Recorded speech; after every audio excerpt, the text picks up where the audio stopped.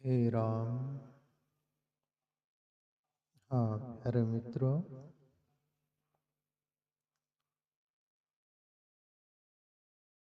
भजन है कोई संतों का, उन संत का नाम नहीं है यहाँ, पर कीमती भजन है जिंदगी पर, जो तुम्हारे अपनी जिंदगी में हकीकत तथा देखने योग्य, झांकने योग्य और समझने योग्य है। और कुदरत का, परमात्मा का जो नियम है वो तथाता है, जो का त्यों, उसमें फर्क नहीं होता। वो भी बहुत बारीकी से समझने जैसा है। या कहते हैं कि परमात्मा वो साक्षी भाव से, दृष्टा भाव से सबके अंदर बैठा हुआ रहते हैं। वैसे ही जैसे गाड़ी होती है, ड्राइवर गाड़ी चलाता है और मालिक साइड में बैठा रहता है। और ड्राइवर सब कुछ करता है, मालिक बैठा रहता है, केवल दृष्टा भाव से देखते रहते हैं। ऐसे ही परमात्मा दृष्टा भाव से रहते। गोस्वामी तुलसीदास की एक चौपाई बार बार जिक्र करते अपन, कर्म प्रदान विश्व करी राका, जो जस करही तस फल चाका। गोस्वामी तुलसीदास बोले कि परमात्मा ने चाबी हर जीव आत्मा के हाथ में दे दी, मनुष्य के हाथ में। तुम जैसा कर्म करोगे उसके अनुसार ही तुम ही फसल काटोगे और तुमको ही वो मिलेगा, फिर भला हो कि बुरा। इसलिए गोस्वामी तुलसीदास बोले कर्म प्रदान, कर्म ही प्रमुख होता है। प्रदान का अर्थ होता है प्रमुख, कर्ता धर्ता। कर्म प्रदान विश्व करी राका, यानी परमात्मा जैसे कंप्यूटर में सेटिंग कर दी जाती है, वैसा ये मनुष्य में सब कुछ कर्म पर डिपेंड कर दिया। कर्म प्रदान विश्व करी राका, जो जस करही तस फल चाका। जो जैसा कर्म करेगा वैसा उसको फल मिलना है, मिलता है, मिलेगा ही। तो फिर हम अपने कर्म को संवारना चाहिए। जो कर्म को संवार ले यानी सुधार ले, या उसको सही दिशा दे दे। और दिशा नहीं दी है, गलत दिशा यदि मिल गई या गलत दिशा में जीवन चल पड़ा, तो फिर उसकी फसल अभी भी कटनी है। और ये जन्म पूरा हो जाएगा, दूसरा जन्म मिलेगा तुम्हारे अपने कर्मों के अनुसार। फिर दोबारा वैसा ही आपको माँ बाप भी मिलेंगे और जीवन भी मिलेगा और वो कर्म का भोग भी मिलेगा।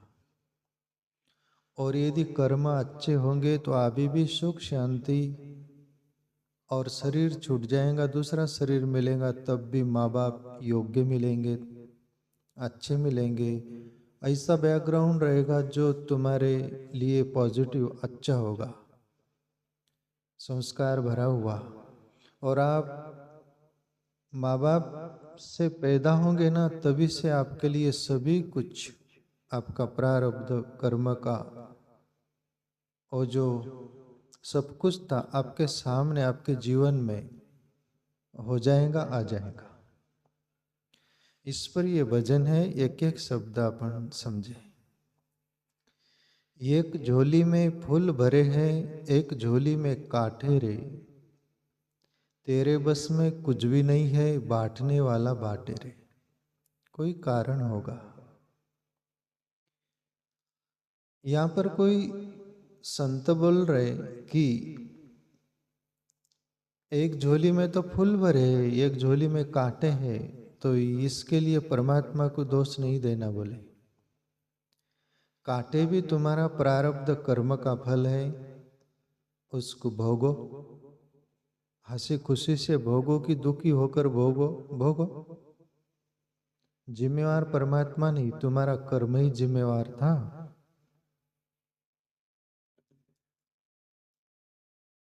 अभी एक झोली में फूल, यानी एक का जीवन जन्मजात खुशियों से भरा हुआ है, शांति से भरा हुआ है, एक जीवन में आनंद जैसा है, सब तरह से संपन्नता है।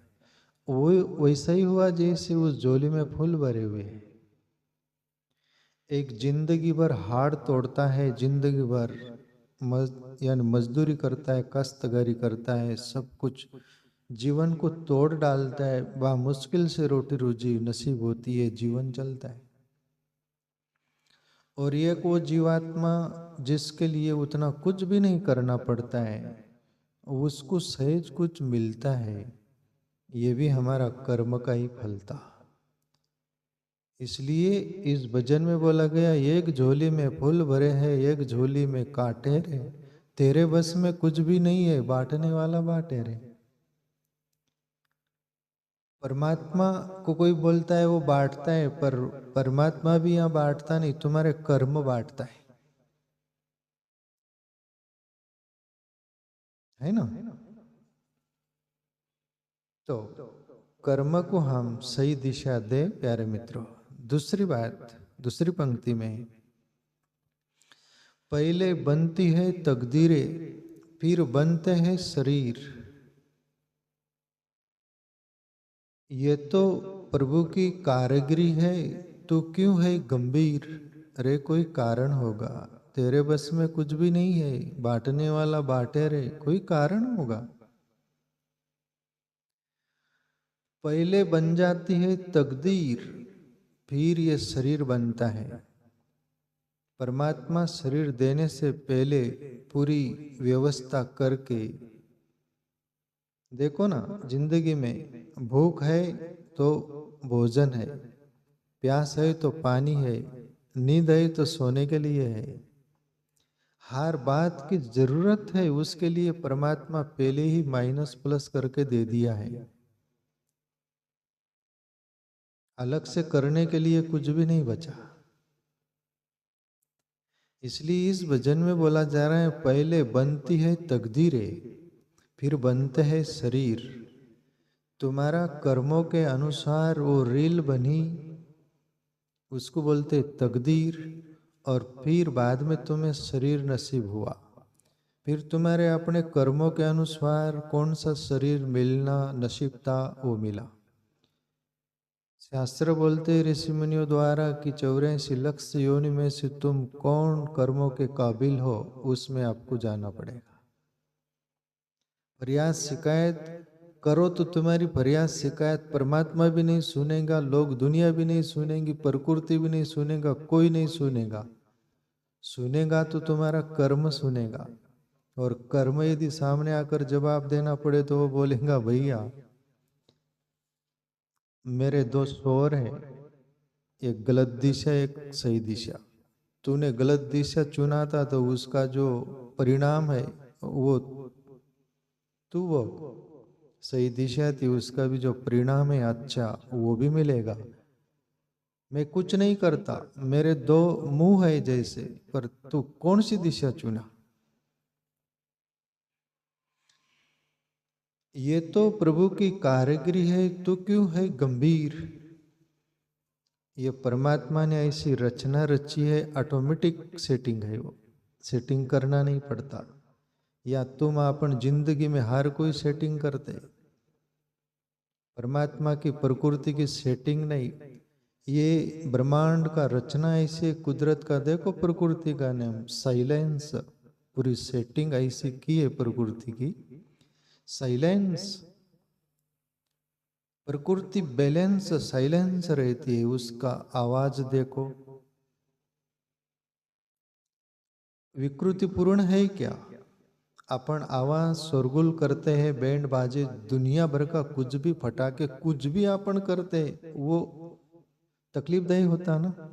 प्रकृति का ये बारिश के दिन आते, बिजली कड़कती, बादल वो गड़गड़ाते, सब कुछ, फिर भी कुछ चंद सेकंड कुछ होता है फिर साइलेंस हो जाता है। अपना होता है क्या? रिमोट अपने हाथ में रहता है, पर कुदरत का ऑटोमेटिक जो किसको डिस्टर्ब्स न हो, ये कुदरत की करिश्मा है और रचना है।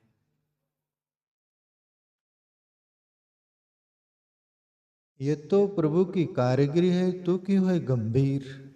गंभीर अज्ञानी होते हैं और शिकायत से भरे हुए लोग अहंकारी लोग होते हैं।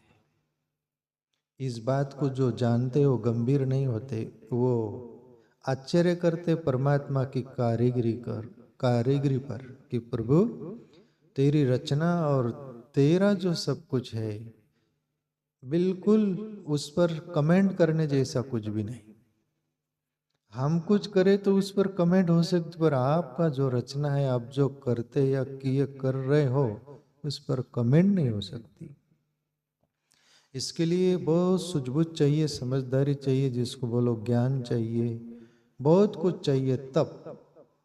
वरना यह अज्ञानी परमात्मा को कोस रहा है, अहंकारी परमात्मा के सामने अहंकार झलका रहा है, बता रहा है। ऐसे में सुना, आप भी सुने, कोई यदि बारिश नहीं हो तो लोग क्या बोलते हैं? अरे प्रभु तू नीचे होता ना, तुझे दो जूते मारता, टाइम पर पानी नहीं गिरा था। मैं सुना हूं ऐसे लोग बोलते हैं। तो इसलिए तभी तो वाली बात है वो ना। आगे बोली, नाग भी डसले तो मिल जाए किसी को जीवन दान, चिट्ठी से भी मिट सकता है किसी का नामो निशान। रे कोई कारण होगा, तेरे बस में कुछ भी नहीं है, बांटने वाले बांटे रे, कोई कारण होगा। बोला जा रहा है कि नाग भी डसले तो मिल जाए किसी को जीवन दान। यदि तुम्हारा नसीब, तुम्हारी मृत्यु नहीं है, तो एक बार तुम्हें नाग भी डस ले तो उसका निदान हो जाता है और तुम भले चंगे हो जाते हो। नाग डस ले तो भी तुम्हारा जीवन बाकी है जीना, तो कोई भी हर बातों से बचाने वाला बचा लेता है और तुम्हारा खत्म ज हो गया मामला। फिर तो कबीर वाली बात, देश देश से वेद बुलाया, लाया जड़ी और बूटी, जड़ी बूटी तेरे काम न आई जद राम की घर की खुटी। बोले तुम्हारी राम की घर की यानी परमात्मा की घर की डोर ही खत्म हो गई, समय ही खत्म हो गया, तो फिर तुम कितना भी वैदराज बुलाओ, डॉक्टर के पास जाओ, दुनिया भर का कर लो कुछ, आपको जाना ही जाना है। नाग डस लिया फिर भी तुम्हारी मृत्यु नहीं हुई, वहां से भी तुम बच गए, पर चिट्ठी पर भी तुम्हारी मौत हो जाती। बोले एक चिट्ठी काट ली तो बहाना बन जाता, अरे उसको केवल चिट्ठी काटी, उतने में मर गया वो।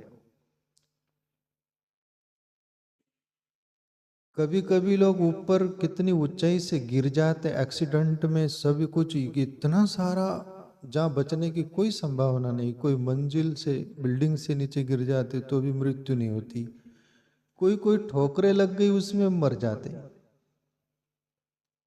ये बात है वो, जब तुम्हारा खत्म ही खेल हो रहा है ना, तो फिर चलते चलते भी मृत्यु ठोकरों से हो जा सकती है, चिट्ठी से भी हो जा सकती है। इसलिए वो बोल रहे हैं, नाग भी डस ले तो मिल जाए किसी को जीवन दान, चिट्ठी से भी मिट सकता है किसी का नाम और निशान।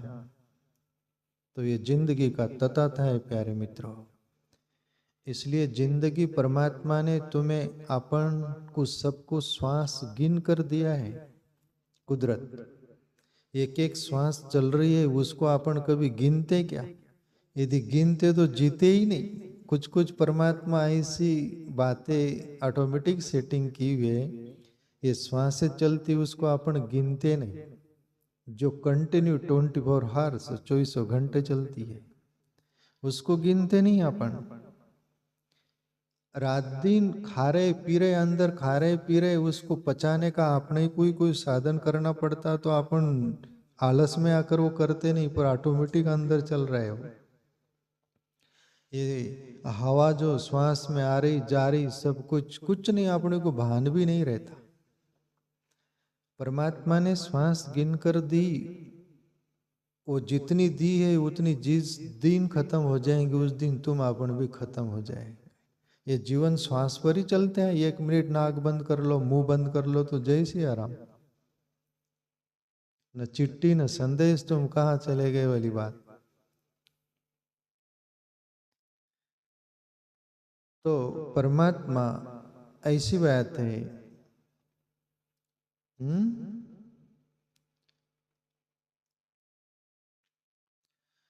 धन का बिस्तर मिल जाए फिर नींद को तरसे नैन, कांटों पर सोकर भी आए किसी के मन को चैन रे, कोई कारण होगा। तेरे बस में कुछ भी नहीं है, बांटने वाला बांटे रे, कुछ कारण होगा। यहां बोला जा रहा है कि धन का बिस्तर हो, यानी मखमल की गादी हो, महल हो, दुबकाला हो, एसी चल रहा हो, ठंडी के दिन हो, गर्म हो, कुछ चल रहा हो, सब कुछ कितना भी कुछ सुविधा पूर्ण हो, पर तुम्हारे कर्म ही ऐसे, जिसको बोलते अच्छे नहीं कर्म, तो फिर मखमल की गद्दी पर भी नींद नहीं आती। आके बार बार बंद चालू करते हो और सोचते हो फिर गोली लेना पड़ेगा, गोली लेकर नींद आती है।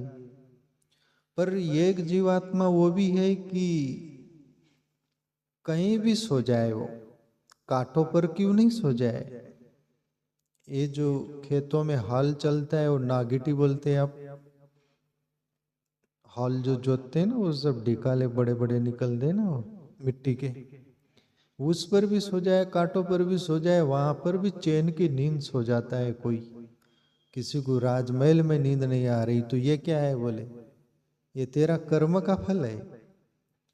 कभी भी कर्म यदि हम बुरे किए, या कर्म बुरा हुआ है, या कर्म ठीक नहीं है, तो आप मखमल की गादी हो कि किधर भी हो, आपको वही विचार चलते, वही कृत्य दिखता है सब कुछ। फिर आप बोलते कि नींद क्यों नहीं आ रही, वो कैसी आएंगी, तेरे कर्म बुरे। इसलिए उनके तरफ इशारा करके बोला जा रहा है कि तुम धन का बिस्तर मिल जाए पर नींद को तरसे नैन, कांटों पर सोकर भी आए किसी को मन को चैन रहे, कोई कारण होगा। जिंदगी प्यारे मित्रों, जो ऐसे लोग होते हैं, साईं इतना दीजिए जिसमें कुटुंब समाये, मैं भी भूखा न रहूं, कोई अतिथि संत भूखा नहीं जाए। जीविका चले और नेक की कमाई हो, नेक का जीवन हो, नेक कर्म हो, सब कुछ हो, तो आपको बहुत अच्छी चैन की नींद आएंगी और जीवन फ्रेश रहेगा, मन भी हल्का फुल्का रहेगा, जीवन बोझिला नहीं होगा। रोज एवरीडे आपको गोली नहीं खाना पड़ेगी नींद की। और ये जिंदगी परमात्मा ने दी है प्राकृतिक, जिसके लिए गोली भी ना खाना पड़े, सहज नींद आ जाए, ऐसा जिंदगी जीने का नुस्खा तो देखिए ना, थोड़ा खोजिए। तो वो खोजेंगे नहीं, बुरे कर्म की ओर लगेंगे, फिर नींद नहीं आएंगे भैया।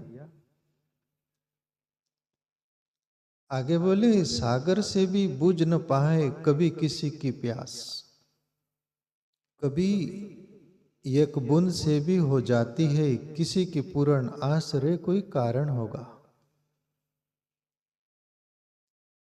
सागर से भी बुझ न पाए कभी किसी की प्यास, बोले किसी को सागर इतना भी मिल जाए पानी तो भी प्यास नहीं बुझती, उसका अर्थ है, पर दृष्टांत दिया जा रहा है, ये बातें बताई जा रही है समंदर की जैसे।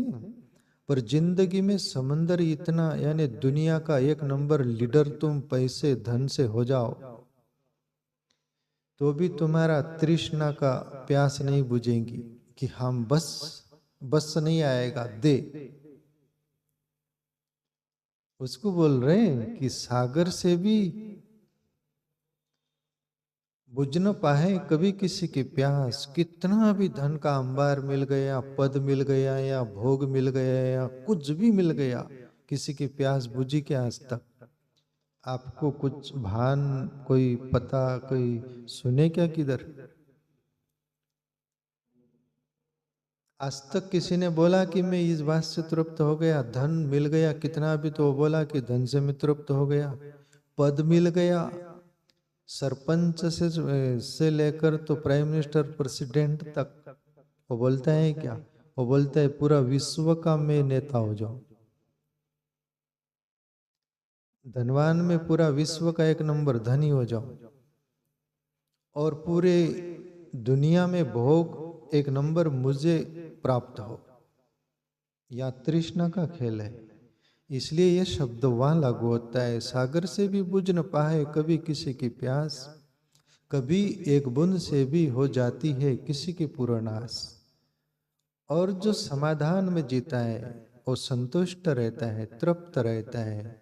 ठेविले आनंद तैसे चिरावे, चित असु द्यावे समाधान। जैसी स्थिती आहे तैशात परिराव कौतुक पाय संचिताचे। कोई मराठी संत बोले कि परमात्मा जैसा रखे वैसा हम रह लेंगे, जी लेंगे, और हमारा प्रारब्ध का जो भी कुछ मिला है उसमें हम शिकायत फरियाद क्यों करेंगे, हम जी लेंगे।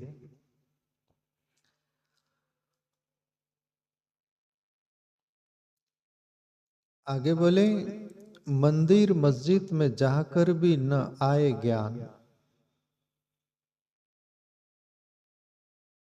कभी मिले मिट्टी से मोती, पत्थर के भगवान रे कोई कारण होगा।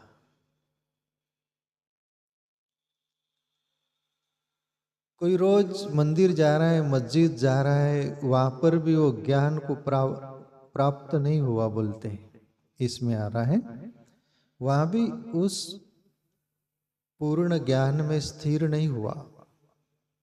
रोज मंदिर में जा रहा है, मस्जिद में जा रहा है, इसका अर्थ तो यही है ना, अभी मिला नहीं। और बाइजीत फकीर हुआ, सूफी फकीर, एक मस्जिद रोज जाता था, और एक दिन मस्जिद नहीं गया, घर झोपड़ा घर जो भी होगा उनका, उसके आगे पेड़ के नीचे बैठकर समाधिस्थ बैठा है। मस्जिद रोज जाते थे वो लोग, देखते थे कि आज बाईजीत फकीर आया नहीं, क्या मर गया या तो बुखार हो गया। वो सब आते मस्जिद से देखते तो बाईजीत फकीर पेड़ के नीचे बैठा है, आके बंद करके उसका गर्दन वो पकड़ के हिलाते हैं कि भैया क्या बुढ़ापे में क्या सटिया गए। मस्जिद रोज आते थे, 5 नमाज पढ़ते थे, अभी क्या हो गया? बाईजीत आके खोलते और बोले जो होना था वो हो गया। बोले क्या हो गया, पागल हो गए? नहीं, जिसके लिए मैं मस्जिद जाता था वही अल्लाह परमात्मा आज मेरे अंदर मुझे मिल गया, वो ज्ञान हो गया। अभी मेरे अंदर ही जो मिल गया, जो मैं मस्जिद में खोज रहा था, मंदिर में खोज रहा था, अब मैं वहां ना आ सकूंगा। खोजा सकल जहां पे तो पाया तेरा पता नहीं, है अल्लाह है ईश्वर, आप तेरा पता मिला है तो अब मेरा पता नहीं। बाईजीत बोला, बाईजीत आप मिट गया, बाईजीत वही हो गया। इसलिए ये शब्द बोला जा रहा है, कभी मिले मिट्टी से मोती, पत्थर के भगवान। कर्मा को परमात्मा मिल गया मंदिर में एक पत्थर की मूर्ति से, उसके पिताजी पुजारी को नहीं मिला था। कर्मा भाई का पिताजी बारगांव जाना था, कर्मा से बोले बेटी की प्रभु को भोग लगा देना। कर्मा बच्ची थी जैसे, पिताजी चले गए, सुबह बिना नहाए धोए लेट उठी, नहाए धोए कब भोजन बनाऊंगी, नहाऊंगी, सब कुछ तो बिना नहाए धोए खिचड़ी बना डाली, प्रभु के मंदिर में मूर्ति के सामने ले गई और रख दी थाल, प्रभु लो खाओ, गोपाल कृष्ण है ईश्वर। कर्मा को तो यही यकीन था कि ये पत्थर की मूर्ति नहीं मानती तो असली परमात्मा है, और कर्मा के पिताजी को तो पत्थर की मूर्ति भोग लगाता तो वही खाता था, पर कर्मा के अंदर वो नहीं था, पत्थर की मूर्ति नहीं थी, पत्थर के परमात्मा बन गए वो जैसे। कर्मा को वो पत्थर से मिल गया हो, इसलिए बोला गया कभी मिले मिट्टी से मोती, और मोती हम बाहर खोजते पर वो मिट्टी में से ही तैयार होते, वहीं पर किसी को मिल जाते हैं। पत्थर के भगवान यानी परमात्मा कर्मा को मिल गया, ऐसे अपने को भी मिल जा सकता है यदि सच में मंदिर में भी जाकर वो मूर्ति नहीं परमात्मा ही है साक्षात, इस भाव से जिस दिन कर्मा की तरह दृष्टि हो जाएंगी अंतकरण, उस दिन हमको भी परमात्मा प्राप्ति और वो पूर्ण ज्ञान हो जाएगा। तो प्यारे मित्रों, इस पद में जो बोली गई बात, एक एक शब्द आप लोगों के ख्याल में आया हो तो समझने का प्रयास करना।